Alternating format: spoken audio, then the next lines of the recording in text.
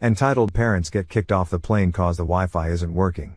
Discovered I am not my daughter's biological father. Wife of 9 years, haha, been having an affair for 4 of them. Before we get started, make sure to subscribe so you will never miss a video. So let's get started. Entitled Parents Get Kicked Off the Plane Cause the Wi-Fi Isn't Working. Hey everyone, I am hoping that this is the right place to put my story. If not, then thanks for listening anyway.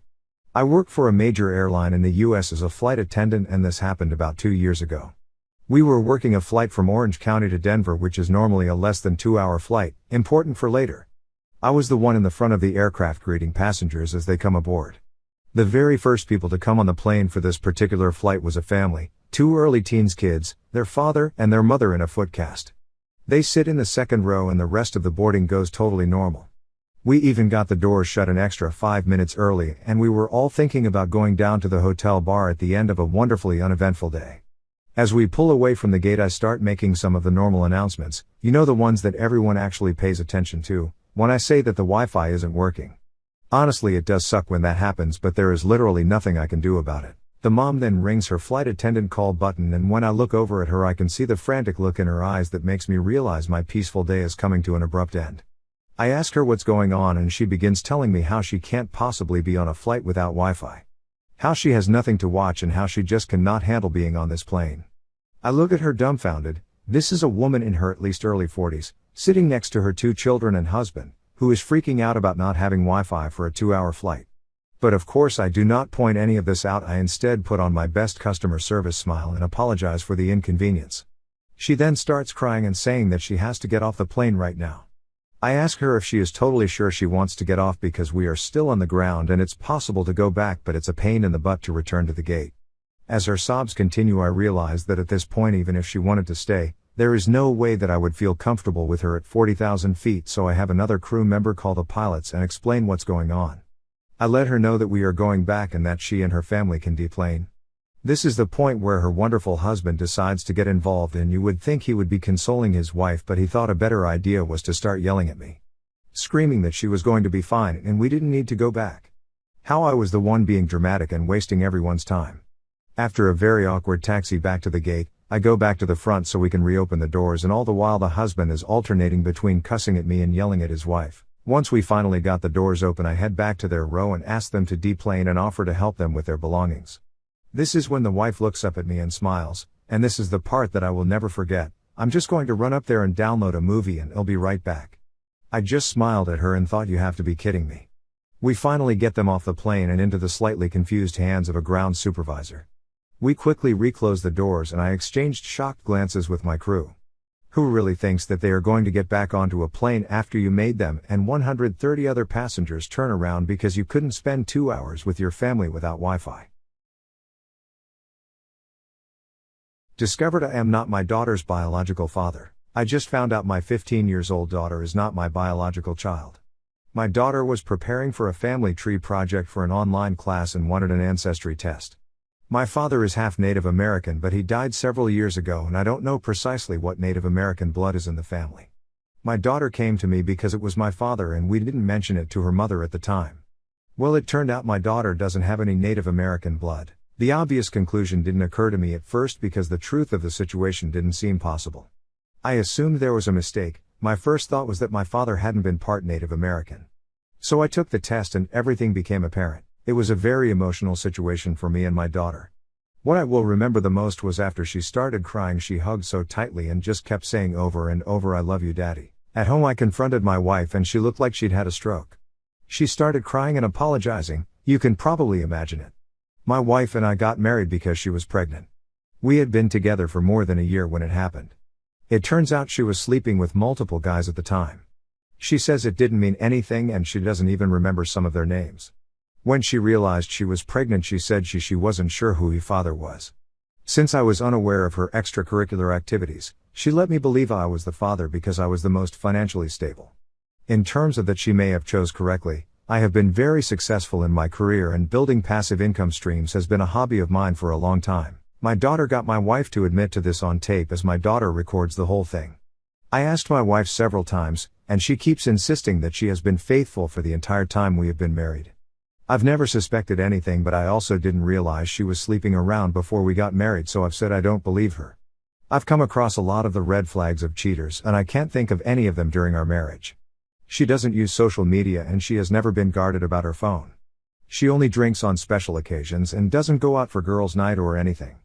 Also, she is a stay-at-home wife/mom, so here aren't any coworkers to worry about. She exercises at home, as we have a very nice home gym. I don't believe her when she says she hasn't cheated after getting married, but I can't think of anything suspicious. We have a prenup, so I'm not worried about divorce if it comes to that. My daughter is another story. She is absolutely livid about the whole situation. I know teenagers can be emotional. I certainly remember how I was at her age. But she has never been very expressive, something I thought she or from me, nature versus nurture? My daughter can't stand to be around her mother. She has said some truly awful things to her mother. Basically variations of calling her a dirty slut who ruined our family. Whenever my wife tries to talk to her, my daughter yells and swears and cries like I have never seen. Christmas is coming up and my daughter is demanding my wife leave the house until after New Year's so she can spend time with her real family, meaning me. My daughter has even come on me privately saying that in the event of divorce she wants to stay with me. She has even asked if it is possible to disown her mother and be adopted by me. I haven't told this to my wife. My wife is preparing to leave for her parents' house for the holidays. My wife and I had talked about the situation but have decided to wait until after New Year's to make any decisions. I admit I'm grateful she agreed to leave because honestly I need some time to process this. I think I'm writing this as a way to just come to terms with everything that has happened. Wife of 9 years, haha, been having an affair for 4 of them. Let me pretend at this by saying English isn't my first language, so sorry for misspellings, and I don't know much about the abbreviations. I 34 male and my wife 33 female have been married for 7 years, dating for 3, no kids, but we do own a flat together. I am writing this a week after finding out and I'm currently staying at my brother's house. My wife and I were a super couple. We met at a conference meeting for our jobs and we hit it off almost immediately. She liked the same things I did, although our hobbies did differ, but we indulged into each other's interests. After 3 years of dating, she decided to move in with me into a small home I rented out for my friend. We would split the rent. She was great and I think our intimate life was also good. Around 4 or 5 times a week, we would both do the chores around the house and I would cook most of the meals because she didn't know how to, which I didn't mind. We would go out regularly on dates and I would often bring her surprise presents, which I thought she loved. I will say that I was distant at one point in the relationship as I suffered the loss of a family member and just shut myself in my office. I will also say we might have got married too quickly, but I really love this woman with all my soul and now it's all destroyed. Her family loved me and her father and I are especially close as we go on fishing trips often. So I never thought anything was wrong with how she acted until a lot recently as she became more cold to me and started accusing me of cheating. She would start arguments over petty things which I would end up apologizing for. Not that she accepted the apologies. She also started going out for girls' nights where, or so I thought, her and friends would just go out for a day. Our bedroom life basically became a stone, and whoever I tried to initiate she would push me away and say that she was tired or not in the mood, which I respected. But these of course created red flags in my mind, and so regrettably I snooped around. There was nothing on her Facebook out of the unusual. But her phone, that was a gold mine. One day she was laughing at her phone and I asked what was funny and she became extremely defensive and said that she doesn't need to tell me, then went back to texting. This set off alarms in my head like I've never had before, so that night after she had a couple drinks and went to bed I unlocked her phone using Face ID and looked through her photos, nothing there. Recently deleted nothing as well. Then I went to her messages and found some girl named Monica. She loved Friends, and I hadn't met a friend named Monica, so I took a snoop and I found the jackpot. From the last messages I just felt rage talking about thing like I want you and sold I have a husband. The kicker was she didn't delete anything. Every nude, every message for the last 4 years were there, and there were thousands. I'm a bit tech savvy, so I installed spyware into her phone and I sent every text to myself. Took 5 hours to do it all. And now I'm seething with anger. I have this woman everything, and now she does this for so long as well and can still look me in the face and smile.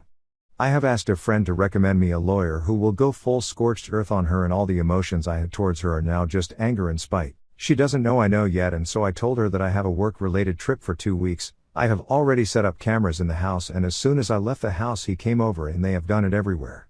The kicker, Monica is my other brother, so now I feel betrayed, emasculated and broken inside. No one else knows yet other than the brother I'm staying at, and we are both seething at this. But I've had my good friend Jack Daniels by my side this whole time. I just feel so dumb and stupid for not noticing in the beginning, and now I'm going to have to go back and face her like nothing happened, as I want to blindside her with the divorce papers when I get them after I hear my options from the lawyer who I haven't even chosen yet. But I will say that something is broken and gone, and I don't feel for my wife anymore, but that's where I am right now. I'll post an update if people want one, but right now I'm lost, drunk, sad, angry, and I have no thoughts of reconciliation. But what do I do now? I'm just lost. Sorry for the long read.